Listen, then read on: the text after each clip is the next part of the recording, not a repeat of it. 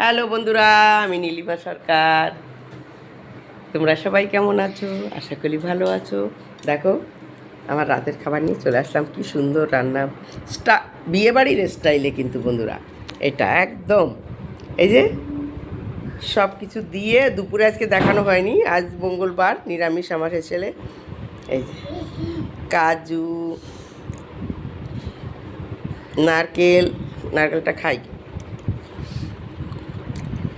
এই যে পনির, কাজু কিশমিশ সব কিছু দিয়ে, আর এটা ফ্রাইড রাইস, এটা স্টাফ পটেটো। এই যে এর মধ্যে দেখো পুর ভরা, এই যে আলুটার ভেতর থেকে সব বের করে যেমন পটেটো।